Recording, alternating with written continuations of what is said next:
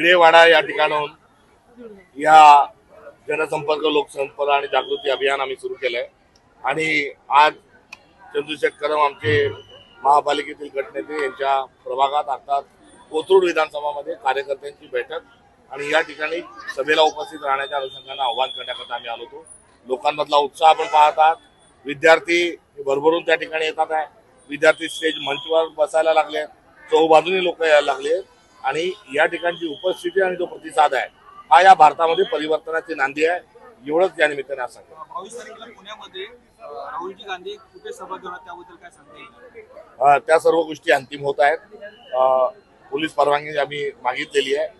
लवकरच त्या संदर्भात आम्ही अधिकृत घोषणा करू। पृथ्वीराज चव्हाण यांच्या एक वक्तव्य जे आहे ते अतिशय चर्चेत होते। त्यांचं असं म्हणणं आहे की गोपीनाथ मुंडे जे आहेत ते काँग्रेसमध्ये येणार होते, भाजपमध्ये त्यांचा छळ होत होता, अशा पद्धतीची प्रतिक्रिया त्यांनी दिली। तत्कालीन ऐतिहासिक तथ्य त्यांनी मांडलेलं आहे आणि त्यावेळेस या विषयाची चर्चा होती। दसरपूर गोपीनाथराव मुंडे यांनी देखील त्याला दुजारा ते हयात असताना दिला होता। तत्कालीन तशी काही बैठक झाली होती?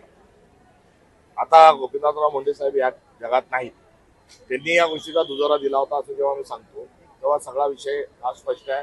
त्यामध्ये पृथ्वीराज चव्हाण साहेबांनी तथ्य जे आहे ते पुन्हा एक बार बोलत असताना मुलाखतीच्या ओघात मांडलेलं आहे। हा विषय पुढे आणण्याचं नेमकं कारण काय होतं? त्याची मुलाखत होती त्या ओघामध्ये, संदर्भाच्या ओघामध्ये त्यांनी ही जे दाखला आहे तो त्यांनी दिला।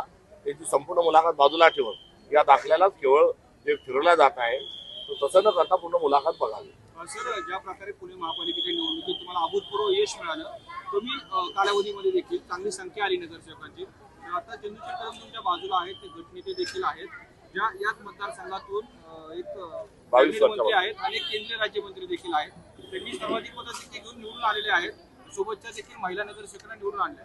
कशा प्रकारे तुम्ही त्यांच्या पाठीशी राहणार आहात येणाऱ्या काळामध्ये? ते आमचे नेते आहेत आणि ते पक्षाच्या पाठीशी आहे, पक्ष त्यांच्या पाठीशी आहे। नक्की शहरामध्ये जर बघितलं तर खड्ड्यांचं प्रमाण जास्त आहे, म्हणून महापालिकेने काही दिवसांपूर्वी दावा केला होता की खड्डेच नाही, महापालिका दुर्लक्ष करते। भारतीय जनता पक्ष म्हणजे खोटारडी पार्टी आहे। त्यांचे पदाधिकारी सकाळ दुपार संध्याकाळ नाही तर सतोदित खोटं आणि खोटंच बोलत असतात। सर, विरोध में वंदे मातरम का वापस से मुद्दा उठा रहे, कल 15 अगस्त हुआ है सर। देखिए, जो दल ने उनके संस्कृति में जिनका जो वारिस जिनके पास कहलाते हैं उन्होंने कभी वंदे मातरम कहा है नहीं।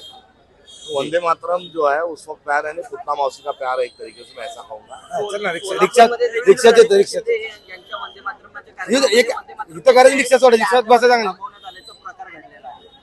वंदे मातरम का जो आग्रह केला गेला आणि वंदे मातरम जे रवींद्रनाथ टागोर यांनी ठरवलं होतं त्यामध्ये स्वातंत्र्य दिनाच्या काही दिवस आधीच त्यामध्ये दुरुस्ती करणं हे कुठेतरी आता काही याला आल्यासारखं प्रकरण।